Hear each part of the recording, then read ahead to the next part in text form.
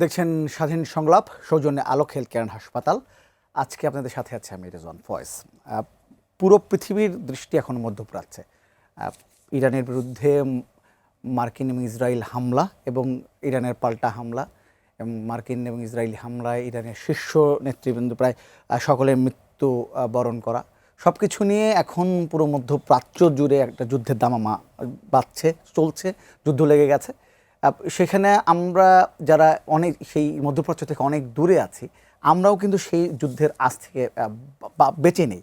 নানা কারণে অর্থনৈতিকভাবে এক ধরনের সংকট আছে, এক ধরনের আশঙ্কা আছে যে কী হতে পারে, কারণ বেশিরভাগ জ্বালানি তেল সেই মধ্যপ্রাচ্য থেকেই এদিকে আসে। সেটা একটা বড় সমস্যা যে তেলের দাম কোথায় যেতে পারে, বাংলাদেশের অর্থনীতিতে কত বড় একটা ধাক্কা লাগতে পারে। সেই সঙ্গে মধ্যপ্রাচ্যে কিন্তু প্রায় 1.5 কোটি বাংলাদেশি কাজ করে, সেটাও কিন্তু একটা বড় একটা সংকটের বা আশঙ্কার ব্যাপার। বিশেষ করে যখন ইরান যুদ্ধটি শুধুমাত্র ইরান কিংবা ইসরায়েলের মধ্যে সীমাবদ্ধ নেই, এখন কিন্তু পুরো মধ্যপ্রাচ্যে বিভিন্ন দেশে ইরান হামলা চালাচ্ছে এবং সেটা কিন্তু ছড়িয়ে যাচ্ছে এবং এক ধরনের আশঙ্কা আছে যে এই যুদ্ধটি আরও ছড়িয়ে যাবে কিনা। সব কিছু মিলিয়ে আসলে এই ইরান যুদ্ধ এবং সেই সঙ্গে বাংলাদেশের প্রভাব এবং আমাদের করণীয়, এই বিষয় নিয়ে আজকে আমরা আলোচনা করতে চাই। আমাদের বিষয় মধ্যপ্রাচ্যের আগুনের আঁচ কি বাংলাদেশও লাগবে। দুজন আলোচক আছেন, একটু পরিচিত হয়নি। আমার সঙ্গে আছেন পটুয়াখালী 4 আসনের সংসদ সদস্য ABM মোশাররফ হোসেন এবং আছেন আন্তর্জাতিক ঘটনা প্রবাহ বিশ্লেষক পারভেজ করিম আব্বাসী। দুজনকে স্বাগত আমাদের অনুষ্ঠানে। আলোচনা যাব, আমি একটু পারভেজ করিম আব্বাসী আপনাকে দিয়ে শুরু করব। আমার আসলে এক সরাসরি প্রশ্ন যে আয়াতুল্লাহ খামেনির হত্যার পর আসলে এর পরিণামটা এখন কি হতে পারে? আমরা তো দেখতে পাচ্ছি যে ইরান বলছে যে তাদের মানে সবচেয়ে বড় যে আক্রমণ সেটি শুরু হতে যাচ্ছে। মার্কিন প্রেসিডেন্টও ঘোষণা দিয়েছেন যদি সেটি হয় তারপরে ইরানে এমন আক্রমণ করা হবে যেটি পৃথিবীর মানুষ আগে কখনো দেখেনি। সব কিছু মিলে আসলে এখন কি কোন দিকে যাচ্ছে অবস্থা? যেটা আমরা সবাই আশঙ্কা করেছিলাম এবং আশা করেছিলাম যে হবে না, সেটাই সেই দিকে মোড়টা নিয়েছে। কেননা এখন ইরানের যে রেজিম আছে, বর্তমান যে সরকার, আয়াতুল্লাহদের যে সরকার যেটা আছে, সেটা এখন হচ্ছে একটা অস্তিত্বের সংকটে ভুগছে, যেটা ইংরেজিতে বললে আমরা এক্সিস্টেন্সিয়াল চ্যালেঞ্জ। এখন প্রেসিডেন্ট ডোনাল্ড ট্রাম্প আর মানে কোনো রাগঢাক করছেন না, উনি ওপেনলি বলছেন যে উনি সরকার পরিবর্তন করবেন বা রেজিম চেঞ্জ করবেন। এবং জুনের 2025 সালে আপনার মনে আছে যে ইসরায়েল এবং যুক্তরাষ্ট্র একইভাবে ইরানের উপর আক্রমণ করেছে, ইরান এটার উপর পাল্টা আক্রমণ করেছিল, 12 দিনের যুদ্ধ হয়েছিল। এবং ওই যুদ্ধের মধ্যে ইরানের যে এয়ার ক্যাপাবিলিটিস আছে, এয়ার ডিফেন্স ক্যাপাবিলিটিস আছে, ওটা যথেষ্ট ডেসিমেটেড হয়েছিল এবং ওদের টপ র্যাঙ্কিং যারা হচ্ছে নেতা নেতৃবৃন্দ মিনিস্টার, তারা অনেকেই হচ্ছে যে নিহত হয়েছিল। ওই যুদ্ধ যে অসমাপ্ত যে কাজগুলো, এখন ইসরায়েল এবং যুক্তরাষ্ট্র এই কাজটা সম্পাদন করতে যাচ্ছে। কেননা এই 2 মাস আগে ইসরায়েলে বিশাল বড় একটা গণবিপ্লব হয়ে গেল, আমাদের দেশের মতো জেনজি বিপ্লব যেটা হচ্ছে ইরানে। এবং ইরানি সরকার কিন্তু তখন হচ্ছে যথেষ্ট, আমি বলবো যে একটা রক্তক্ষয়ী একটা সংঘর্ষ মধ্যে দিয়ে 7,000 এখানে হচ্ছে যে প্রোটেস্টারকে এখানে ওরা নিহত হয়েছিল এবং এই আপরাইজিংটাকে এখানে ওরা দমিয়ে রেখেছে। এবং প্রেসিডেন্ট ট্রাম্প কিন্তু তখনও জানুয়ারিতে বলেছিল যে ইরানের সাধারণ মানুষকে যে ওরা যাতে সাহস করে যাতে সরকারকে ফেলে দেয়, যুক্তরাষ্ট্র সাহায্য পাঠাবে। এখনও পাঠায় না, কিন্তু এখন এই সময়টা হচ্ছে যে ইসরায়েলের যেটা হচ্ছে যে এক্সিস্টেন্সিয়াল থ্রেট। ইসরায়েল মনে করে যে nuclear armed Iran is a threat for Israel, কেন নাহলে হচ্ছে মধ্যপ্রাচ্যে ওরা ছড়িয়ে ঘুরতে পারবে। যদিও বা ইসরায়েলের কাছে কিন্তু নিউক্লিয়ার ওয়েপন্স আছে বলে ধারণা করা হয়। এবং যুক্তরাষ্ট্র এখানে ধরেছে যে এখানে যে ইসরায়েলের যে এখানে নিউক্লিয়ার প্লান্ট যেটা করবে, ইউরেনিয়াম এনরিচমেন্ট, এটার বিরুদ্ধে হচ্ছে যুক্তরাষ্ট্র কমপ্লিটলি অপোজড। এবং আপনি যদি দেখেন, এখন আপনি যদি এখানে যে একটানে যদি একটা দেখেন, ওদের যে সুপ্রিম লিডার যাকে রাহবার বলা হয়, যে পথ প্রদর্শক, আলী খামেনি নিহত হয়েছেন। তারপর প্রাক্তন প্রেসিডেন্ট মোহাম্মদ আহমেদিনেজাদ, উনিও নিহত হয়েছেন। তারপর মোহাম্মদ পাকপুর, যিনি হচ্ছে ওদের সবচেয়ে যে ইম্পর্টেন্ট যে এলিট গার্ড, যেটা এই ইসলামিক রেভলিউশনারি গার্ড করে IRGC, ওটা যে এখানে কমান্ডার ইন চিফ, উনি নিহত হয়েছেন। তারপর আজিজ নাসির জাদে, ওদের যে ডিফেন্স মিনিস্টার, উনি নিহত হয়েছেন। আলী শামখানি, ওদের সিকিউরিটি অ্যাডভাইজার, উনি নিহত হয়েছেন। তো টপ লিডারশিপকে ওরা হচ্ছে একেবারে ডেসিমেট বলছে যে 1 মিনিটের হামলা 30 জন মারা গেছে। 30 জন মারা গেছে। এখন ইরানের সরকারের কোনো উপায় নেই পিছু হাঁটার। কেননা এখন আপনি যদি এটাও যদি আপনি এখানে আমি দর্শকদের মনে করাই, যুক্তরাষ্ট্র আক্রমণটা কখন হয়েছিল? যখন জেনিভাতে সুইজারল্যান্ডে কিন্তু যুক্তরাষ্ট্রের এখানে নেতৃবৃন্দের মধ্যে ওদের পররাষ্ট্রমন্ত্রী মার্কো রুবিও এবং ইরানের এখানে পররাষ্ট্রমন্ত্রী এখানে আব্বাস আরাকচি, তারা কিন্তু ওমানের মধ্যস্থতায় ওরা কিন্তু হচ্ছে নেগোসিয়েশন করছিল এবং নেগোসিয়েশন অনেক দূর এগিয়ে গেছিল। ইরান কিন্তু বলেছিল তার ইউরেনিয়াম যে ইনরিচমেন্ট ওটা কিন্তু ওরা হ্যান্ড ওভার করবে, কিন্তু ইসরায়েল সেখানে এসে বাদ সাধলো। ওরা বললো যে ইরানে যে 2000টার মতো ব্যালিস্টিক মিসাইলস আছে যেটা ইসরায়েলে এখানে আক্রমণ করতে সক্ষম, সেগুলো হ্যান্ড ওভার করতে, এখানে কিন্তু স্ট্যান্ড ওভার ছিল। এবং ডোনাল্ড ট্রাম্প 10 দিন সময় দিয়েছেন, কিন্তু উনি 7 দিনের মাথায় করলেন। এখন আমরা যেটা দেখছি, এই আক্রমণটা এখন অল আউট রিস্ট্রিক্টেড ওয়ারফেয়ার হবে। এবং আমরা দেখেছি যে যেখানেই যুক্তরাষ্ট্র ইসরায়েলের সামরিক বা অর্থনৈতিক ঘাঁটি আছে বা প্রভাবের বলয় আছে, কুয়েত বলেন, ইউনাইটেড আরব এমিরেটস বলেন, বা আপনার এখানে জর্ডান বলেন, বা আপনি কাতার বলেন, ওমান বলেন, বাহরাইন বলেন, এমন ইরাকের এখানে কুর্দিস্তানে এব্রিলে বলেন, এমনকি সাইপ্রাসের দিকেও শোনা যাচ্ছে এখানে কিছু করে, যদিও বা এখানে ব্রিটিশরা এটা এখানে স্বীকার করে নাই। সব জায়গায় কিন্তু সর্বাত্মকভাবে এবং ইসরায়েলে ইরান কিন্তু হচ্ছে মরণ কামনা এখানে হানার চেষ্টা করছে। এবং আমাদের জন্য যেটা সবচেয়ে মানে আশঙ্কার কথা, হরমুজ প্রণালী যেখান থেকে বিশ্বের 25% তেলের সরবরাহ করা হয়, 20% হচ্ছে আপনার গ্যাসের সরবরাহ করা হয়, সেটা ইরান বন্ধ করে দিয়েছে। তো এখন যেটা হচ্ছে যে এটা ছিল হচ্ছে আলটিমেট টেস্ট। তো এখন ইরান যখন এটা বন্ধ করে দিয়েছে, তারপরে ইরানের রেজিম এখন ওরা রীতিমতো মাটি কামড়ে বসে আছে। এবং যুক্তরাষ্ট্র জানে যে যদি সামরিক এখানে একটা ইনভেশন করতে চায়, যেখানে হচ্ছে সোলজারদেরকে মাটিতে ওরা ল্যান্ড বেস এখানে ইনভেশন করে, বুটস অন দ্য গ্রাউন্ড, তাহলে যুক্তরাষ্ট্রে কিন্তু ক্যাজুয়ালিটি অনেক হাই হবে। কারণ কত দূর পর্যন্ত এই সংঘাতটা যাবে এটা হচ্ছে দেখার বিষয়। আমরা আসবো এই বিষয়টা না, আমি একটু এবিএম মোশাররফ হোসেন আপনাকে একটু রাজনৈতিক বিষয়টাও জানতে চাইবো। সেটা হচ্ছে এই যে একটা সামরিক অভিযান চালিয়ে একটা দেশের রেজিম চেঞ্জ করা, আমরা এটা লিবিয়াতে দেখেছি, ইরাকে দেখেছি, মধ্যপ্রাচ্য এলাকা যদি ধরি, যদি লিবিয়া আফ্রিকাতে, এবং ইরানে আমরা এখন দেখছি মোটামুটি রেজিম চেঞ্জের জন্যই অ্যাটাকটা হয়েছে। এই যে সামরিক হামলা চালিয়ে একটা দেশের সরকার পরিবর্তন, এটি কি শেষ পর্যন্ত আসলে ওই দেশের জন্য কোনো গণতান্ত্রিক আবহ ফিরে নিয়ে আসতে পারে কিনা, কিংবা আসলেই কোনো ভালো খবর আনতে পারে কিনা? না, এটা আনতে পারে না। এটা আমরা দেখেছি যে ইরাকের আক্রমণটা আপনারা দেখবেন যে আমেরিকা যখন ইরাকে আগ্রাসন চালিয়েছিল, তখন তাদের স্টাডি ছিল যে ইরানকে একটা দুর্বল করে দেওয়া, ভাগ করে দেওয়া। এবং দেখেন ইরান কার্যত কিন্তু এখন 3 ভাগে বিভক্ত। ইরানের মূল ভূখণ্ড একটা, তুর্কিস্তান, ইরাক, হ্যাঁ, ইরাকের মূল লিডারশিপ যেটা আমেরিকা সমর্থিত একটা, এর এগেনিস্টে একটা, আবার তুর্কিস্তান নিয়ে আরেকটা আছে। অর্থাৎ আমেরিকা যে প্ল্যানটা করেছিল, কিন্তু সেই শান্তি কিন্তু ইরাকে আসেনি। হয়তো শাসক সাদ্দাম হোসেনের ওই শাসনটা চেঞ্জ হয়েছে। আর লিবিয়ার অবস্থা একই দেখেন। আজকে লিবিয়া কিন্তু 2টা বিদ্রোহ গ্রুপ কিন্তু শাসন করছে, একটা সরকারি আর একটা বেসরকারি। অর্থাৎ এই ধরনের আগ্রাসন কখনোই কিন্তু স্থায়ী কোনো শান্তি এনে দিতে পারে না। আপনি দেখেন এখন যেটা আমেরিকা চেষ্টা করছে যে ওদের মানে যে আলী খোমেনির নেতৃত্বে যে সরকারটা ছিল, এটাকে চেঞ্জ করে দিয়ে আগে যে পাহলভি মনে হয়, তাই না, রেজা পাহলভি, তার ছেলে কিন্তু অলরেডি ইতিমধ্যে মুখ খুলেছে যে তারা পরিবর্তন চায় সরকারের। অর্থাৎ তারা তাদের অনুগত একটা সরকার এখানে বসাতে চায়। কিন্তু বসাতে যদি তারা এটা চায়ও, আপনি দেখবেন এখানে শান্তি কিন্তু আসবে না। একটা বিদ্রোহ গ্রুপ থেকে যাবে এবং একটা গৃহযুদ্ধের মতো কিন্তু এটা চলতেই থাকবে। এবং শুধু ইরান বা ইরাক না, আমি বলি আগে তো ইরাক ডিস্ট্রয় হয়ে গেছে, এখন আবার ইরানটা মধ্যপ্রাচ্যের মধ্যে সবচেয়ে শক্তিশালী একটা রাষ্ট্র। আমেরিকা যদি এখানে সফল হয়, আমেরিকাই যায়, তাহলে ইসরায়েলের একটা একক আধিপত্য কিন্তু মধ্যপ্রাচ্যে প্রতিষ্ঠিত হবে। এইটাই হলো আমার মনে হয় আমেরিকার সবচেয়ে বড় একটা স্ট্র্যাটেজি, যে তারা চাচ্ছে যে এই ইরানের প্রভাবটাকে খর্ব করে দিয়ে ইসরায়েলের আধিপত্যটাকে ওখানে এস্টাবলিশ করে দাও। আর মুসলিম দেশগুলির মধ্যে তো কোনো ঐক্য নাই। আপনি দেখবেন যে এই হামলায় আমরা দেখেছি যে মুসলিম দেশের অনেক দেশ আমেরিকাকে সহায়তা করছে। তো সুতরাং আমি মনে করি এটা স্থায়ী শান্তি কোনোভাবেই ইরানে আসবে না, বরং এটা এই হামলার কারণে আমাদের মতো তৃতীয় বিশ্বের অনেক দেশের মধ্যে অর্থনৈতিক সংকট দেখা দেবে মারাত্মক। ধরেন আমরা মধ্যপ্রাচ্য থেকে আমরা তৈল আমদানি করি, সেই ক্ষেত্রে হয়তো তৈলের দাম বেড়ে যাবে। আবার দেখেন আমাদের বিরাট একটা অংশ, যে আব্বাসী ভাই বলেছে, প্রায় 1.5 কোটি লোক আমাদের সেখানে কর্মসংস্থানে ব্যস্ত, যেটা জনশক্তি আমরা বলে থাকি। এবং আমাদের রেমিটেন্সের যোগানের সবচেয়ে বড় একটা অংশ মিডল ইস্ট থেকে আসে। সেখানে যদি এই লোকগুলি ওখান থেকে চাকরিচ্যুত হয়, তার একটা মারাত্মক ইম্প্যাক্ট কিন্তু আমাদের দেশের উপর পড়বে। এমনি আমরা কিন্তু অর্থনৈতিক ক্ষেত্রে মারাত্মক একটা চাপের মধ্যে আছি। আপনি দেখেন আমাদের ব্যাংকগুলিকে তারল্য নাই, আমাদের রিজার্ভ উঠানামা করে, এবং ইউনূস সরকারের আমাদের যতটুকু উঠানামা করেছে আমরা দেখেছি তখন কিন্তু ইম্পোর্ট হয় নাই। এখন যদি হঠাৎ ইম্পোর্টটা আপনার ওপেন করে দেয়, এলসি যদি ওপেন করে দেয়, তাহলে দেখবেন রিজার্ভ আমার মনে হয় $20 বিলিয়ন নিচে নেমে আসবে। তাই আমাদের কিন্তু নানা ঝুঁকি আছে।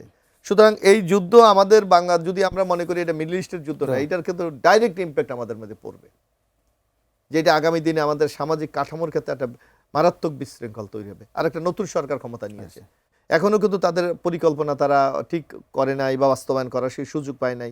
কারণ এখন যে গভর্নমেন্টটা চলছে এটা গত ইউনূস সরকারের বাজেটের উপর নির্ভর করে চলছে। সুতরাং আমি মনে করি আগামী দিনে বাংলাদেশের জন্য একটা বিরাট চ্যালেঞ্জ অপেক্ষা করছে। এখন এই চ্যালেঞ্জকে আমরা কিভাবে মোকাবেলা করব সেই কর্মকৌশল আমাদের উদ্ভাবন করতে হবে। একটু মানে এই ইরানের যে ক্ষমতা পরিবর্তন, রেজিম চেঞ্জের জন্যই তো আসলে এই অ্যাটাকটা হচ্ছে। যদি আসলে পরিবর্তন হয়ে যায়, যদি আমেরিকা এবং ইসরায়েলের যে পরিকল্পনা সেটা সফল হয়, তাহলে আসলে ইরানের ক্ষমতা দখলের লড়াই আসলে কারা আছে?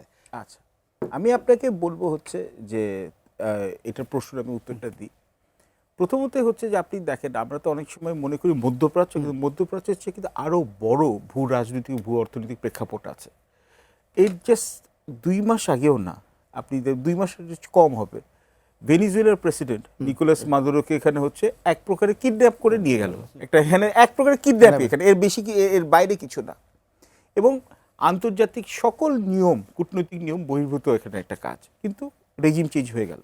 এখন ওখানকার ভাইস প্রেসিডেন্ট যে আছে গুজমান, সে হচ্ছে ডোনাল্ড ট্রাম্পের কৃপায় আছে, এবং ওদের যে যত বড় যে ভাস্ট যে ওদের অয়েল রিজার্ভ, তৃতীয় বৃহত্তম অয়েল রিজার্ভ, ওটা কিন্তু এখন যুক্তরাষ্ট্রের কোম্পানিগুলোর অধীনে চলে আসে। আচ্ছা, এবং ওখান থেকে চীন কিন্তু তাদের 4 থেকে 4.5% হচ্ছে তেল, যেটা এখানে আছে ক্রুড অয়েল, ওটা কিন্তু আমদানি করতো। ইরানের এখন ক্ষেত্রে আসি, ইরান কিন্তু চীনকে কিন্তু সরবরাহ করতো তাদের মোট চাহিদার 13 থেকে 14% তেল। তো দেখেন চীনের যে সরবরাহ যেখানে যে সাপ্লাই চেইন যেটা আছে, এটা কিন্তু হচ্ছে যুক্তরাষ্ট্র ডোনাল্ড ট্রাম্পের আমলে ছলে বলে এবং বল বেশি কৌশলে এগুলো কিন্তু ভেঙে দিচ্ছে। আপনি যদি মনে করেন প্রযুক্তিগত বলেন, সেমিকন্ডাক্টর, মাইক্রোচিপস, আপনি যদি মনে করেন হচ্ছে যে তেল, আপনি যদি মনে করেন গ্যাস, আপনি যদি মনে করেন ট্যালেন্ট, সব জায়গায় কিন্তু যুক্তরাষ্ট্র এখানে বাধা দিচ্ছে। এখানে আমার মনে হয় এই প্রশ্নটা মানে সাধারণ মানুষ সবারই আছে, যে ইরান তো রাশিয়াকে ইউক্রেন যুদ্ধে বড় একটা হেল্প করলো, চীনের সাথে তাদের খুবই ভালো সম্পর্ক। তো এখন যখন অ্যাটাক হচ্ছে, তখন আসলে রাশিয়া এবং চীন এদের ভূমিকা একেবারেই নেই কেন, বা কোনো যুদ্ধেই তারা আসলে মার্কিন যুক্তরাষ্ট্রের বিরুদ্ধে যায় না কেন? খুব ভালো প্রশ্ন আপনি করেছেন। আমি যদি আপনাকে এটা বলি, আপনার অরিজিনাল প্রশ্নের উত্তরটা দিয়ে দেবো, এটা দিয়ে দেবো, ওটা দিচ্ছি, আমাকে যদি সময় দেন। এক হচ্ছে যে এই যে অ্যাক্সেস অফ রেজিস্ট্যান্স বললো না, চীন, তারপর হচ্ছে ভেনিজুয়েলা, তারপর আপনার হচ্ছে রাশিয়া, ইরান, এইটা on paper it was a very good, মানে অন পেপার খুব ভালো একটা এখানে অল্টারনেট। কিন্তু রাশিয়া ইউক্রেন যুদ্ধে হচ্ছে যে ব্লিডিং হোয়াইট, ও রক্তক্ষরণ হচ্ছে, ওর বাইরে ওদের কিন্তু আর বেশি মনোযোগ নেই, সিরিয়া থেকে সরে গেছে। চীন তার ক্ষমতাটাকে হচ্ছে ওরা হচ্ছে টিকিয়ে রেখেছে এবং ক্ষমতাটাকে কনজার্ভ করছে, কেন ওরাও মনে করছে যে যুক্তরাষ্ট্র যখন মধ্যপ্রাচ্যের রেজিম চেঞ্জগুলো শেষ করে, তারপর আখেরে চীনকে ধরবে হচ্ছে যখন হচ্ছে সাউথ ইস্ট এশিয়াতে এবং তাইওয়ান, এবং 2026-এর শেষে বা 2027-এ এখানে হবে, যখন শি জিনপিং বলেছে উনি তাইওয়ানকে আবার হচ্ছে একত্রিত করবেন মেনল্যান্ড চায়নার জন্য। তো চীন কিন্তু তার এনার্জি কনজার্ভ করছে। এখন আপনারা কিন্তু দেখলাম হচ্ছে যে ভেনিজুয়েলা তো একই কাহিনী, যে রাশিয়া এবং চীন এখানে বলেছিল যে এখানে অনেক কিছু ওরা সামরিক সহযোগিতা করবে, অর্থনৈতিক সহযোগিতা, কিন্তু আসল জায়গায় আমেরিকার ব্রুট সুপার পাওয়ারের কাছে, কেন America is the only super power. আমার কাছে আপনার কাছে পছন্দ না হতে পারে, কিন্তু ওরা নীতি পক্ষে হোক নীতির বহির্ভূত হোক, তাদের জাতীয় স্বার্থের জন্য ওরা সব কিছু করবে। ডোনাল্ড ট্রাম্প এটাই করছে, ও কিন্তু তার দেশের জন্য করছে। আমাদের কাছে খারাপ লাগতে পারে, কিন্তু এখানে যেটা করা হচ্ছে, রাশিয়া এবং চীনের সাথে যেখানে যে ওরা মদত দেওয়ার কথা, কাজের সময় কিন্তু এই সাহায্যটা পাবে না। এবং ইরান এটাই দেখা গেছে যে এই রাশিয়াকে যখন ওরা ড্রোন সাপ্লাই করেছে, বা এখানে যে চীনকে যে তেল দিয়েছে, এখানে ইরানের কিন্তু রেজিম মনে করেছে ওরা আরও সহযোগিতা পাবে। কিন্তু ডোনাল্ড, এবং আপনি কিন্তু দেখেন যখন চীনা সরকার আগে থেকেই বুঝেছিল, কারণ চীনা সরকার কিন্তু 1 সপ্তাহ আগে থেকেই বলেছে তাদের চীনা নাগরিকদের ইরান ছেড়ে চলে যাওয়ার জন্য, তার মানে তাদের কাছে খবরটা ছিল। তো আসল জায়গায় কিন্তু এখন হচ্ছে ইরানিয়ান রেজিম যেটা আছে সেটা পুরোপুরি এখন একা হয়ে গেছে। এবং আপনি যে বললেন যে এখন ইরানে যে বিভিন্ন গ্রুপ আছে, বিভিন্ন গ্রুপের মধ্যে ওরা কি চাচ্ছে, ওরা রেজিম চেঞ্জ চাইছে কিন্তু। কেন এখানে ইরানের এখন কিন্তু আপনি এই যে পশ্চিমা বিশ্বে যুক্তরাষ্ট্রের নেতৃত্বে যে স্যাংশনস দিয়ে দেওয়া হচ্ছে, ইরানে এখন 62% হচ্ছে মূল্যস্ফীতি। আপনি আশ্চর্য হয়ে যাবেন। বেকারদের মধ্যে 50% হচ্ছে, মানে যুবকদের মধ্যে 50% হচ্ছে বেকারত্বের হার। কিন্তু ইরানের মধ্যে আবার একটা ভয়ও আছে যে এই যে একটা রেজিম কোল্যাপস করবে, ভাই যে বললেন, আপনি যে বললেন, যেখানেই যুক্তরাষ্ট্র এখানে রেজিম চেঞ্জ করেছে মিলিটারি মাসেল দিয়ে, সুদান বলেন, সোমালিয়া বলেন, বা এখানে লিবিয়া বলেন, ইরাক বলেন, সিরিয়া। সিরিয়া তো এখন সিরিয়াতে একটা গভর্নমেন্ট হওয়ার চেষ্টা হচ্ছে এখনো, বাট ওই একই অবস্থা। সেখানে কিন্তু আগের মতো ওখানে ওই স্থিতিশীলতা আসে না। এবং ইরানে কিন্তু দেশপ্রেম অনেক বেশি, ইরানে কিন্তু শিক্ষার হার অনেক বেশি, এবং ইরানে কিন্তু কালচারাল ডাইভার্সিটি আছে। তো আমরা এখানে এখানে ইরানের লোকরা ভয় পাচ্ছে যে এই যে যদি সরকার পরিবর্তন হয় এবং বাইরের লোকদের দ্বারা করা হয়, তাহলে ইরানের হচ্ছে সামগ্রিক স্থিতিশীলতা হতে এখানে ব্যাহত হতে পারবে। এবং ওখানকার অনেক জায়গা আছে, যেমন সিস্তানে বালুচিস্তান, যেটা পাকিস্তানের বালুচিস্তানের একটা অংশ, সেখানে কিন্তু সুন্নি মেজরিটি আছে। এখন ওইটাও একটা ভাঙার একটা সম্ভাবনা আছে। বা খুজেস্তান আছে, যেটা হচ্ছে সৌদি আরবের সাথে বর্ডারিং, সেখানে আবার হচ্ছে ওখানে হচ্ছে আবার আরব এখানে ইরানিয়ানরা আছে। তো এরাও এটা ভেঙে যাওয়ার সম্ভাবনা আছে। ইরানিয়ানরা আবার চিন্তা করছে যে যদি সরকার পরিবর্তন হয় আর দুর্বল সরকার যদি আসে, তাহলে কি ইরানকে আবার ভেঙে টুকরা টুকরা হয়ে যাবে না? তো এটার জন্য কিন্তু আপনি দেখবেন যে ওরা যদিও বা আয়াতুল্লাহ সরকারের প্রতি সার্বিক সমর্থন নেই, কিন্তু ওরাদের দেশপ্রেমের জন্য এবং ভবিষ্যতে কি হবে বলে ওরা কিন্তু এখনো কিন্তু ওরা কিন্তু এই বিদেশি এখানে আগ্রাসনের ব্যাপারে ওদের কিন্তু এখানে ওদের পুরোপুরি কিন্তু সমর্থন নেই। আসে আমি একটু মোশাররফ হোসেন, একটু রাজনীতি নিয়ে, বাংলাদেশের রাজনীতি নিয়ে যদি বলি, যে এই ঘটনা নিয়ে, যে একটা দেশে যখন বেশিরভাগ মানুষ, আমি যদি বলি ইরানের পক্ষে তাদের মতামত আছে, আবার ধরেন সুপার পাওয়ার যুক্তরাষ্ট্র এই হামলার সাথে যুক্ত আছে, সরকারের জন্য একটা বড় সমস্যা। এমনিতে কিন্তু আমি যোগাযোগ মাধ্যমে দেখলাম, সামাজিক যোগাযোগ নানা সমালোচনা হচ্ছে যে বাংলাদেশ সরকারের স্ট্যান্ড যেটা হওয়া উচিত ছিল সেটাকে আছে কিনা, আমরা সমালোচনা করতে পারতাম কিনা, সব কিছু মিলে আমার কাছে প্রশ্ন হচ্ছে আসলে এই ব্যাপারটা বা এই ধরনের সিচুয়েশনটা একটা সরকারের যে রাজনৈতিক সরকারের জন্য কঠিন কিনা, যে অবস্থা না? অবশ্যই কঠিন, এটাতে আপনি অস্বীকার করার কোনো সুযোগ নেই। কারণ আমাদের পররাষ্ট্র নীতি কি, সবার সাথে বন্ধুত্ব, কারোর সাথে শত্রুতা না। সুতরাং আমরা কিন্তু এই নীতিতে বিশ্বাসী। তো যার জন্য দেখবেন যে বাংলাদেশ নানা ক্ষেত্রে কিন্তু, যেমন মার্কিন যুক্তরাষ্ট্রের সাথে তার সম্পর্ক আছে, পাশাপাশি আবার ইরানের সাথেও ইসলামী রাষ্ট্র কান্ট্রি হিসাবে তার কিন্তু একটা বিরাট সম্পর্ক আছে। সুতরাং বাংলাদেশ কিন্তু একটা উভয় সংকটে আছে। এখন আপনি যদি মনে করেন বাংলাদেশ, এখন আমরা কি বলি, আমরা যেটা রাষ্ট্রীয় প্রোটোকল অনুযায়ী যেটা বলি যে আমরা যে কোনো আগ্রাসনের নিন্দা জানাই, এর বাইরে আমাদের ভূমিকা রাখার কতটুকু সুযোগ আছে? সেটা সামরিক বলেন, অর্থনৈতিক বলেন, এই সক্ষমতা তো আমাদের নেই। আর এখানে দেখেন আমেরিকা, মার্কিন যুক্তরাষ্ট্রের বাংলাদেশে ব্যাপক বিনিয়োগ তাদের আছে। এখানে তাদের গ্যাসের ক্ষেত্রে বিনিয়োগ আছে, এখানে তাদের ওই যে আপনার ইন্স্যুরেন্সের ক্ষেত্রে বিনিয়োগ আছে, এখানে তাদের পোশাকে আমাদেরকে তারা সাবসিডি দিচ্ছে, নানা ক্ষেত্রে নানা সুবিধা। সরাসরি যদি বাংলাদেশে এইগুলি থেকে বঞ্চিত হয়, সেখানে আরও কিন্তু একটা বিরাট অসন্তোষ দেখা দেবে। সুতরাং আমাদের এখানে একটা ব্যালেন্স ফরেন পলিসি আমাদের নিতে হবে, এছাড়া কিন্তু আমাদের কোনো বিকল্প পথ নাই। আর আমি যেটা মনে করি যে ব্যক্তিগতভাবে মুসলিম বিশ্ব যেভাবে ইউনাইটেড থাকার কথা এইসব ব্যাপারে, সেটা কিন্তু পাচ্ছে না। বরং মুসলিম বিশ্বের অনেক দেশেই মার্কিন যুক্তরাষ্ট্রের সহায়তা করছে, গাঁটি দিয়ে তাদের ওখানে অবস্থান করতে দিয়ে নানা ক্ষেত্রে। সুতরাং আমার মনে হয় যে পরিস্থিতি কিন্তু খুব ইজি না, খুব জটিল। কারণ যার যার দেশ তার নিজের স্বার্থ সংরক্ষণ করতে চায়। এখানে বাংলাদেশের অবস্থা অনেকটা তাই হয়েছে। মানে এই যে আপনি মুসলিম বিশ্ব যে এক হতে পারছে না, আগ্রাসনের বিরুদ্ধে এক হতে পারছে না, কোনো বিষয় আসলে উল্টো একে অন্যের বিরুদ্ধে লেগে আছে, মধ্যপ্রাচ্যে যদি বলি, মানে এটার কারণ কি? মানে এটা কোনোভাবে বুঝতে পারছে সবাই, কিন্তু কি কেন? এখানে আমার কাছে যেটা মনে হয় যে একটা ডেমোক্রেটিক গভর্নমেন্ট যদি নানা দেশে থাকে, তাইলে কিন্তু একটা জনগণের একটা শক্তি থাকে। আপনি দেখেন মধ্যিকাংশ অধিকাংশ দেশ হলো রাজতন্ত্র অথবা নির্বাচিত সরকারের বাইরে ওদের ওই ট্রেডিশনাল গভর্নমেন্ট। তো এই ক্ষেত্রেও তারা অনেকটা পরাশক্তির উপর ডিপেন্ড করে থাকে। এটাও একটা বিরাট পরাশক্তি যদি কোনো কারণে যদি গণতন্ত্রের স্লোগান তোলে যে না, আমি এই অবস্থা চলবে না,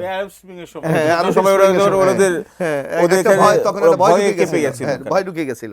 তো সুতরাং এই ক্ষেত্রেও তারা গণতান্ত্রিক প্রক্রিয়া যেতেও কিন্তু আরব রাষ্ট্রগুলি এক হতে পারছে না, যার কারণে তাদের নিজেদের আধিপত্য, নিজেদের সাম্রাজ্য, নিজেদের ক্ষমতা টিকিয়ে রাখার জন্য পরাশক্তির কাছে কিন্তু তারা সবসময় আত্মসমর্পণ করে। এখন এই মধ্যপ্রাচ্যের রাজনীতিতে এইটাই হলো সবচেয়ে বড় ট্র্যাজেডি বলে। পারভেজ করিম আব্বাসী, আমি যদি আমাদের বিষয়ের নিয়ে একটু আলোচনা করি, যে এখানে তেলের দাম বেড়ে যাওয়ার একটা আশঙ্কা, প্রবল আশঙ্কা দেখা দিচ্ছে বাংলাদেশে। আমি যেটা বলছিলাম, বাংলাদেশে যারা প্রবাসী কর্মী আছে, যাওয়া আসা, এরই মধ্যে ফ্লাইট অনেকগুলো ক্যান্সেল হয়েছে, সেখানে প্রবাসী যাদের কর্মী আছে তাদের একটা ব্যাপার আছে। সব কিছু মিলে বাংলাদেশের এখন যে অর্থনৈতিক ব্যবস্থা, মোশাররফ ভাই যেটি বলছিলেন, এখন যে অর্থনৈতিক অবস্থা, সব কিছু মিলে এই যুদ্ধটা বাংলাদেশের জন্য আসলে কতটা ভয়ঙ্করভাবে প্রভাব ফেলতে পারে? আমার মনে হয় যে এই যুদ্ধ যদি আরও মানে দীর্ঘায়িত হয়, মানে এটা যদি যুদ্ধটা প্রলংড হয়, তাহলে আমাদের দেশের অর্থনীতি আসলেই খুব খারাপ সময় অপেক্ষা করছে। কারণ একই অর্থনৈতিক মন্দা অবস্থা, শেখ হাসিনা সরকার আমলে শেষের 3 থেকে 4 বছর যদি অর্থনৈতিক দুরবস্থা, লুটপাট, এবং ডক্টর ইউনূসের অন্তর্বর্তীকালীন সরকারের আমলে যে এটা আইন শৃঙ্খলার যে অবনতি এবং যে একটা হচ্ছে আপনার যে ব্যবসায়ী সম্প্রদায়ের সাথে পুরোপুরি যে ডিসকানেক্ট, এগুলোর কিন্তু এফেক্টটা কিন্তু এখন বর্তমান সরকার কিন্তু এখানে হচ্ছে ইনহেরিট করেছে। তো এখন এটাকে কাটানোর আগেই, মানে এখন তো এই 2 সপ্তাহ হয়েছে হয়তো বা সরকারের, ম্যাক্সিমাম 15 দিন, তো মানে আধা মাসও হয় নাই, তার এত বড় চ্যালেঞ্জ। কিন্তু দেখুন আমি চ্যালেঞ্জগুলো কি একে একে বলি, তথ্য ভাই তো অনেক কিছু বলেছেন, আমি কিছু বলি। এই হরমুজ প্রণালী দিয়ে আমাদের 90% জ্বালানি, মানে তেল, গ্যাস, এলএনজি, এলপিজি যাই বলেন, সবগুলো কিন্তু ওখান থেকে আসে। আমাদের 55% হচ্ছে এলএনজি আসে শুধু 2টো দেশ থেকে, কাতার এবং ওমান থেকে, ওটাও আসে হচ্ছে হরমুজ প্রণালী দিয়ে। আমার 100% এলপিজি আসে হচ্ছে আপনার এই ইউএই থেকে এবং সৌদি আরবিয়া থেকে, ওটাও সে হরমুজ প্রণালী দিয়ে। 20% ক্রুড অয়েল যেটা আছে রিফাইন্ড, ক্রুড অয়েল এবং রিফাইন্ড এখানে প্রোডাক্টস, ওটাও আসে সেই হরমুজ প্রণালী দিয়ে। আচ্ছা, এতে আমাদের বলতে তাদের সমস্যাটা কি?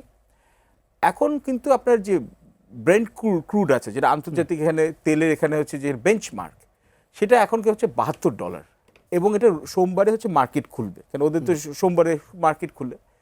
তো আশঙ্কা করা হচ্ছে যে এটা এক ধাক্কায়, যেহেতু হরমুজ প্রণালী বন্ধ হয়ে গেছে, তার জন্য $10 বাড়তে পারে।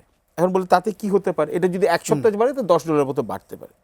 আমাদের এখানে অর্থনীতিবিদরা আমরা এখানে এস্টিমেট করে দেখেছি যে আপনার যদি আন্তর্জাতিক বাজারে 1 ব্যারেল তেল, ব্যারেল হচ্ছে যে মেজারমেন্ট, যদি $5 বাড়ে, তাহলে আমাদের তেলের আমদানি খরচ বাড়ে হচ্ছে ন্যূনতম $400 থেকে $500 মিলিয়ন। এতে যা ভাই বলেন, আমাদের ফরেন এক্সচেঞ্জ রিজার্ভ কমে যাবে, আমাদের মূল্যস্ফীতি বাড়বে, এবং হচ্ছে আমাদের টাকার অবমূল্যায়ন হবে এবং অর্থনীতিতে আরও চাপ হবে। এর সাথে সাথে যেটা হচ্ছে যে আমাদের আরও সমস্যা হচ্ছে যে আমাদের এখানে যে কার্গো যেগুলো আছে, রেডিমেড গার্মেন্টসের যেখানে যেখানে কাঁচামাল আমদানিগুলো করি, বা এখান থেকে আমরা যেখান থেকে তেলে যেটা করি, এটা রিরাউটিং করতে হবে হরমুজ থেকে। তার জন্য আমাদের এখানে ফ্রেট কস্ট 30 থেকে 40% বেড়ে যাবে। আবার আপনি দেখেন যে আমাদের যে স্ট্র্যাটেজিক পেট্রোলিয়াম রিজার্ভ, কেন যেহেতু আমাদের ফরেন এক্সচেঞ্জ রিজার্ভ কম আছে, তো আমাদের এটা মজুদ থাকে, এটা মাত্র 35 থেকে 40 দিনের আছে। তার মানে যদি আপনার এটা দীর্ঘায়িত হয়, তাহলে কিন্তু আপনার তেলের এখানে হচ্ছে আমাদের জ্বালানি সংকট দেখা দিতে পারে। আশা করি অতদিন এখানে সংকটটা হবে না। এবং তার সাথে সাথে আমাদের প্রায় আপনি বৈধ এবং অবৈধ 1 কোটির উপর, বা আমরা ন্যূনতম ধরলাম 1 কোটি হচ্ছে আমাদের প্রবাসী বাংলাদেশি আছে, যারা আমাদেরকে কতটুকু টাকা পাঠায়, 7% আমাদের যে রেমিটেন্স, বার্ষিক রেমিটেন্সের 15 বিলিয়নের অধিক টাকা মধ্যপ্রাচ্য থেকে আসে। এই যে এখন কুয়েত, এই যে আপনার হচ্ছে সংযুক্ত আরব এমিরেত, আপনার যে ওমান, কাতার, আপনার কুয়েত, এইসব দেশে যেখানে হচ্ছে যে এইভাবে যে আক্রমণ করা হচ্ছে, এতে যে ঝামেলাটা হয়েছে যে এখানে ব্যবসায়ীদের যে কনফিডেন্স বা আন্তর্জাতিক মহলের যে কনফিডেন্স, ইনভেস্টর কনফিডেন্স কমে যাবে। এবং এখান থেকে ভাই যেটা বললেন, এখানে অনেক অংশে কিন্তু আমাদের এখানে প্রবাসী এখানে যারা বাংলাদেশে এসে ফেরত আসতে পারবে। এবং আমাদের যে আরেকটি যে চ্যালেঞ্জ আছে, এই যুদ্ধে আমাদের প্রবাসী বাংলাদেশের নিরাপত্তা, জানমালের নিরাপত্তা, এটাও ইনশিওর করবো কিভাবে? তো আমাদের সরকারে এখন এখানে করতে হবে কি, আমাদের দূতাবাস যেগুলো আছে তাদের সাথে কথা বলতে হবে। আমার মনে আশা করি এটা শুরু করেছে, যাতে তারা 24/7 24 ঘন্টা সপ্তাহে 7 দিন হেল্পলাইন পায়, এবং যাতে এদেরকে যেখানে ওয়ার এফেক্টেড জায়গা আছে ওখান থেকে সেফ শেল্টার করতে পারে। এবং যদি যুদ্ধ দীর্ঘায়িত হয়, যেমন হচ্ছে আমাদের 1990 গালফ ওয়ারে বা 2003 সালে আমরা IOM এর সাথে কথা বলে, বা আপনাদের ইউনাইটেড নেশনসের সাথে কথা বলে কিন্তু ওদের প্রত্যাবর্তনের চেষ্টা করেছিলাম, বা আমাদের পার্শ্ববর্তী দেশ যেটা আছে ভারত বা পাকিস্তান, তাদেরও তো অনেক এখানে প্রবাসী আছে, তাদেরকে নিয়ে আসার জন্য ওদের সাথে আবার সম্পৃক্ত হতে হবে। কেন এই প্রবাসী ভাইদের জন্যই কিন্তু আমাদের দেশে অর্থনীতির চাকাটা চলে। তো আমাদের সামনে চ্যালেঞ্জগুলো অনেকগুলো আছে, কিন্তু এই অর্থনৈতিক এই যে ঝামেলাটা আছে, এইটা থেকে কিন্তু আমাদের নতুন সরকারের একটা লেসন নিতে হবে যে আমাদের একটা ন্যাশনাল সিকিউরিটি এখানে প্ল্যান করতে হবে, যে এইগুলো কেন মধ্যপ্রাচ্যে কিন্তু আমাদের ঘন ঘন কিন্তু এরকম সমস্যার সামনে আরও বাড়তে পারে। তো এর জন্য আমাদের ডিফেন্স মিনিস্ট্রি, আমাদের এখানে কমার্স মিনিস্ট্রি, ফাইন্যান্স মিনিস্ট্রি, আমাদের সেন্ট্রাল ব্যাংক, বাংলাদেশ ব্যাংক, এবং আমাদের প্রবাসী কল্যাণ যেটা আছে, মানে এরা সাথে হচ্ছে যে প্রাইম মিনিস্টার্স অফিসের আন্ডারে একটা কমিটি করে কন্টিনজেন্সি প্ল্যান করতে হবে, এবং আমাদের মধ্যপ্রাচ্য থেকে তেল এবং গ্যাস ওটাকে আস্তে আস্তে ডাইভার্সিফাই করতে হবে, এবং জ্বালানি যেগুলো আছে ওখান থেকে রিনিউয়েবল এনার্জিতে যেতে হবে। তাতে আমাদের এনার্জি মিক্সে ডাইভার্সিফাই করলে আমাদের এই ঝুঁকিটা এখানে কমবে ভবিষ্যতে। কিন্তু এটা হচ্ছে দীর্ঘমেয়াদে। আসছে আপনার কাছে। আমি একটু এবিএম মোশাররফ হোসেন আপনার কাছে একটু জানতে চাইবো যে মানে সারা পৃথিবীতেই যেন একটা যুদ্ধ অবস্থা। আপনি রাশিয়া ইউক্রেন থেকে আপনি একদম মধ্যপ্রাচ্যে এখন যুদ্ধ অবস্থা, পাকিস্তান আফগানিস্তান যুদ্ধ চলছে, একদম পাশের বাড়ি আমাদের মিয়ানমারে, সেখানে একটা যুদ্ধ চলছে। সব কিছু মিলে আমরা মোটামুটি একটা যুদ্ধের মধ্যে পড়ে গেছি। এখানে আসলে বাংলাদেশে ভূ রাজনৈতিক অবস্থান বা পরিকল্পনা কী হতে পারে বা কী নেওয়া উচিত? না, বাংলাদেশ তো রিয়েলি একটা খুব টাফ পজিশন আছে। আপনি যদি দেখবেন বাংলাদেশের এই নতুন সরকার ক্ষমতা নেওয়ার পর ডোনাল্ড ট্রাম্প যে অভিনন্দন বার্তাটা পাঠিয়েছিলেন, সেটা আমি জানি না ওইটা অভিনন্দন বার্তা নাকি, সে বলেছে এখানে যে কোয়াডকে শক্তিশালী করতে হবে, তারপরে ভারত মহাসাগরে আমেরিকার স্বার্থকে সংরক্ষণের জন্য বাংলাদেশ একসাথে কাজ করা যেতে পারে বলে সে আশাবাদ ব্যক্ত করেছে। ওদের এখানে সামরিক প্রযুক্তি কিনতে হবে, এবং ওরা আশা করেছে 5 বছর সরকার থাকবে, এটাও বলে দিয়েছে। তো সুতরাং এই চ্যালেঞ্জগুলি আমাদের আছে, এটা তো আপনাকে অস্বীকার করার কোনো সুযোগ নাই। এবং আমি ভাইয়ের সাথে আরেকটু একমত, আমি একটু পোষণ করি। ভাই বলছে যে অনেকগুলি মন্ত্রণালয়ের সাথে একটা সমন্বয় করে আমাদের এগুলি মেনটেন করতে হবে। কিন্তু আপনি দেখেন আমাদের মনে আছে যখন ইরাক না উপসাগরীয় যুদ্ধ যখন শুরু হয়েছিল, তখন কিন্তু অনেক লোককে আমরা ইচ্ছা করলেও আনতে পারিনি। এখনই আমি দেখলাম যে আমরা এখনই দেখলাম, আজকে দেখেন যে আমাদের অনেক ফ্লাইট বাতিল হয়েছে, 50টার উপরে ফ্লাইট বাতিল হয়ে গেছে, এবং অনেকে এই যে ওমরা হজে যাবে সেইটা পর্যন্ত যেতে পারছে না। অর্থাৎ সামগ্রিক একটা প্রেশারের মধ্যে কিন্তু সরকার অলরেডি পড়ে গেছে। আমি দেখলাম গতকালকে যে আমাদের প্রবাসী কল্যাণ মন্ত্রণালয় যে যারা বিমান ফেল করছে অথবা বিমান যাচ্ছে না, তাদেরকে ওখানে হোটেলের ব্যবস্থা করতে হচ্ছে, তাদেরকে ফুডের ব্যবস্থা করতে হচ্ছে, সিকিউরিটির ব্যবস্থা করা হচ্ছে। আজকে দেখলাম মানে কুয়েতে একজন মারা গেছে, জি ক্ষেপণাস্ত্র হামলা মারা গেছে। অর্থাৎ একটা আতঙ্ক কিন্তু চতুর্দিকে ছড়িয়ে গেছে। এইটাকে আপনার এত বড় পরাশক্তির যখন একটা ডিজায়ার মধ্যপ্রাচ্যে তারা এই ধরনের একটা পরিস্থিতি তৈরি করবে, সেখানে আমাদের মতো দেশ এখানে মিনিমাইজ করার কতটুকু সুযোগ আছে এটাও কিন্তু আমাদের বিবেচনায় নিতে হবে। সুতরাং আমাদের যত সামনে যে একটা বিরাট চ্যালেঞ্জ অপেক্ষা করছে, এইটাকে অস্বীকার করার কোনো সুযোগ নাই।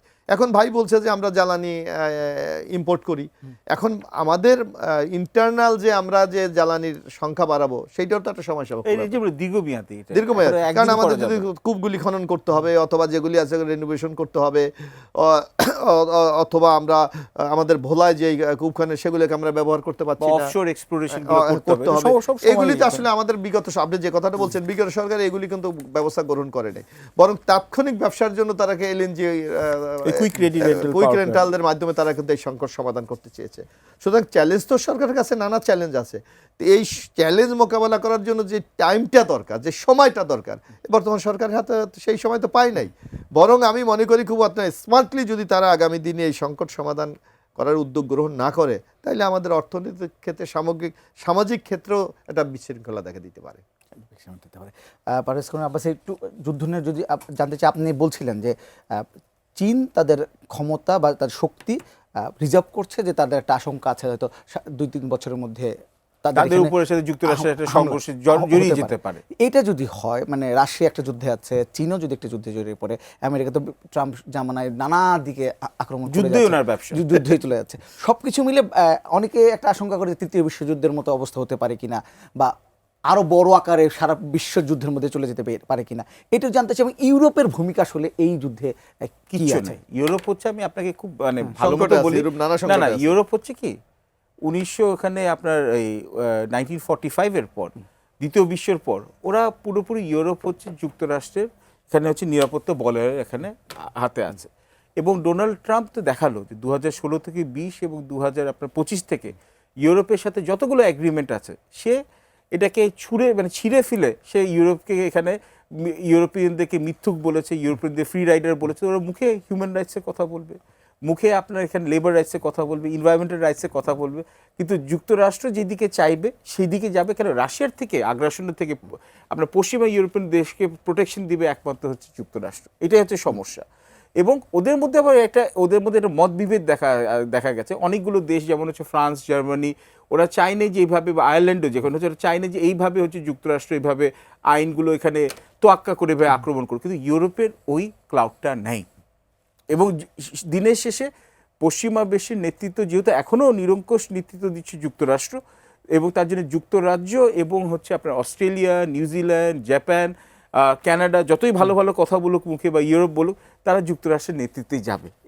এটাই হচ্ছে আসল কথাটা। আরেকটা আপনি দেখেন ইউরোপিয়ান ইউনিয়ন আরেকটা কথা বলার না কারণ হলো যে ম্যাক্সিমাম দেশে আমেরিকার ঘাঁটি আছে। হ্যাঁ, ওদেরকে সিকিউরিটি আউটসোর্স, ওদেরকে পুরোপুরি সিকিউরিটি আউটসোর্স করে দেওয়া হচ্ছে। কিন্তু এটা যেটা হচ্ছে যে এখন যুক্তরাষ্ট্র যেটা করছে, এটা ওদের স্বল্পমেয়াদী লাভ হচ্ছে, কিন্তু এই স্বল্পমেয়াদী লাভের ওরা মানে আকাঙ্ক্ষায় ওরা দীর্ঘস্থায়ী কি ওদের ক্ষতি করে ফেলছে নাকি না, এটা কিন্তু ইতিহাস পরে বলবে। কিন্তু বিশ্বের যত আপনি জনমত আস্তে আস্তে কিন্তু যুক্তরাষ্ট্রের যে এইরকম যে একচেটিয়া কাজ যেগুলো করছে, সেখান থেকে কিন্তু মানুষের মন কিন্তু সরে যাচ্ছে। এই ধরনের আক্রমণ যেটা কি আসলে শুধুমাত্র ট্রাম্পের পাগলামি নাকি আসলে চিন্তা ভাবনা করে? একদম না। আমি আপনাকে এতটুকু আমি বলতে পারি, ট্রাম্প পাগল না। ট্রাম্পকে যে পাগল বলে, সে পাগল। কারণ ট্রাম্প দেখুন, প্রথমে হচ্ছে চীনের উপর যেখানে যে তাদের প্রায় $500 বিলিয়ন মতো ট্রেড ঘাটতি ছিল, চীনের উপর একের পর এক ট্যারিফ দিল। পশ্চিমা বিশ্ব এবং ইউরোপিয়ানদেরকে বললো যে তোমরাও এখানে হচ্ছে আমার সাথে চায়নাকে ট্যারিফ দাও। দেখলো চায়না প্রযুক্তিগতভাবে এগিয়ে যাচ্ছে, চায়নার প্রযুক্তি যাতে আহরণ না করতে পারে, সেমিকন্ডাক্টর, এআই ইত্যাদি, তার জন্য ওটার উপর ওরা স্যাংশনস দিল। চাইনিজ স্টুডেন্ট বা সায়েন্টিস্ট যাতে এখানে পশ্চিমা বিশ্বে এখানে ভালো জায়গায় না কাজ করে এখানে জ্ঞান আহরণ করতে পারে, ওটার উপর স্যাংশনস দিল। এবং আপনি এখন দেখেন চীন যাতে হচ্ছে যেখান থেকে তেল এবং গ্যাসের যেখানে আমদানি করতো, সস্তায় করতো, ভেনিজুয়েলা, তারপর হচ্ছে আপনার ইরান, এইসব দেশগুলোতে কিন্তু যুক্তরাষ্ট্র কিন্তু হচ্ছে তার এখানে কিন্তু হচ্ছে ঘাঁটিটা দিয়ে দিয়েছে। বা আপনি এখন দেখেন সুদান, সব জায়গায় কিন্তু যুক্তরাষ্ট্র করে দিচ্ছে। আস্তে আস্তে যাতে হচ্ছে চীনকে সব দিকে যুক্তরাষ্ট্র ঘিরে ধরতে চাচ্ছে। সো চীনের আবির্ভাবটাকে বা চীনের হচ্ছে যে ওদের নাম্বার ওয়ান যে স্টেটাসটাকে চ্যালেঞ্জ করছে, economic super power, military super power ইত্যাদি ইত্যাদি, ওটাকে রুখে দাঁড়ার জন্য ট্রাম্প কাজ করছে। যদি এটা ডেমোক্র্যাটের হতো, ওরা কি করতো?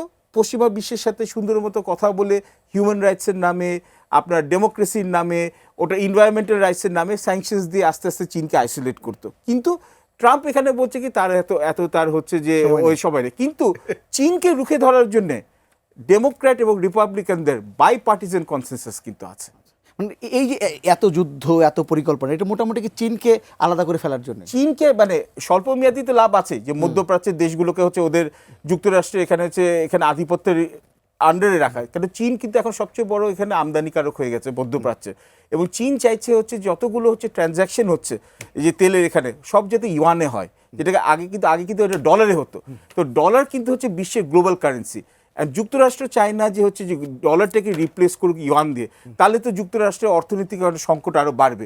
এর জন্য কিন্তু দেখুন হচ্ছে সব জায়গায় কিন্তু দরকার হলে ওরা সামরিক এখানে অভিযান করছে, বা বলছে যদি তোমরা ডলারকে যদি রিপ্লেস করো তা তোমরা 100% ট্যারিফ দিব।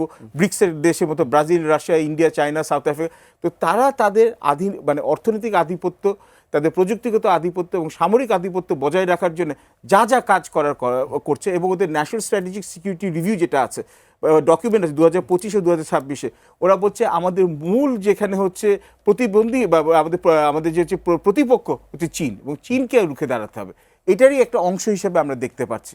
এবিএম মোশাররফ হোসেন, বিরতির আগে পারভেজ কারম আব্বাসী বাংলাদেশের এই বর্তমান যে যুদ্ধ পরিস্থিতি সব কিছু মিলে বিশ্ব পরিস্থিতিতে বাংলাদেশের অর্থনৈতিক যে চ্যালেঞ্জ এবং প্রস্তুতির বিষয়টি বলছিলেন। আমি একটু রাজনৈতিক চ্যালেঞ্জ যে কথা জানতে চাই, এবং সেটির বাকি ধরনের রাজনৈতিক প্রস্তুতি বাংলাদেশের এখন আসলে করা প্রয়োজন বলে আপনি মনে করেন? আসলে আপনি মনে করবেন যে নতুন সরকারটি যে এসেছে এখন বর্তমান বাংলাদেশ জাতীয়তাবাদী দলের যে নেতৃত্ব দিচ্ছেন জনাব তারেক রহমান, আপনি দেখবেন এই সরকার আসার পূর্বে কিন্তু বেশ কিছু ওয়াদা জাতির কাছে করেছিলেন, কমিটমেন্ট করেছিলেন ভোটারদের কাছে, যাতে তারা সমর্থন পাওয়া যায়।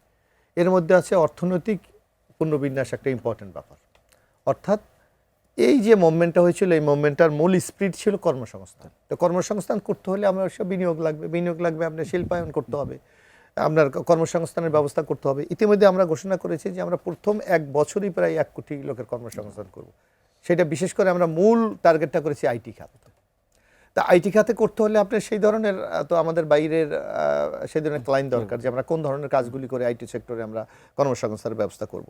এখন মধ্যপ্রাচ্যে যদি এই অস্থল অবস্থা তৈরি হয়, এটার ইম্প্যাক্ট কিন্তু মধ্যপ্রাচ্য, ইউরোপে সব ক্ষেত্রেই পড়বে।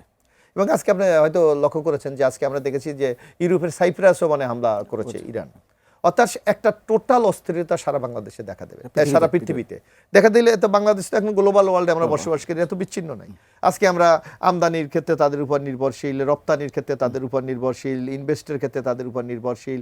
তারপর একটা পলিটিক্যাল স্টেবিলিটি একটা নতুন সরকারের জন্য কিন্তু সবচেয়ে বেশি প্রয়োজন।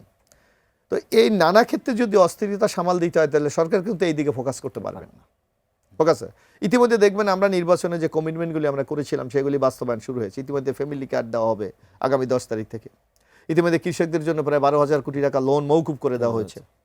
ব্যাংকগুলিকে আমরা সক্রিয় করার জন্য, অর্থাৎ আপনি যদি এলসি বা বিনিয়োগের ক্ষেত্রে যদি ব্যাংকগুলিকে সাপোর্ট না দেয় তাহলে কিন্তু নতুন ইনভেস্টার আসবে না, তা না হলে অর্থনীতিকে চাকা করা যাবে না। সুতরাং এই চ্যালেঞ্জগুলি কিন্তু আমাদের আছে এবং এগুলোকে মোকাবেলা করেই কিন্তু নতুন সরকারকে এগিয়ে যেতে হবে। কিন্তু এর মাঝে যদি আজকে ওই যে মরার উপর খরার গা বলে একটা কথা আছে, এর উপর যদি মধ্যপ্রাচ্যের এই সংকট আমাদের উপর এসে চাপে তাইলে আপনি দেখবেন সরকারের অনেক পরিকল্পনা বাস্তবায়ন করতে কিন্তু হিমশিম খেতে হবে।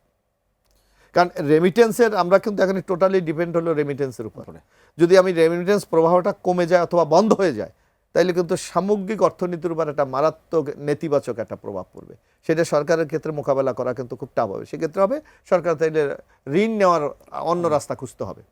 তো আপনি দেখবেন যে আমরা দেখি যে অন্য জায়গা থেকে ঋণ নিতে হলে যে ধরনের ইন্টারেস্ট অথবা যেই ধরনের শর্ত তারা আরোপ করে সেগুলিকে অ্যাডজাস্ট করে কিন্তু ঋণ নেওয়া আমাদের বাংলাদেশের জন্য খুব কঠিন কাজ হবে।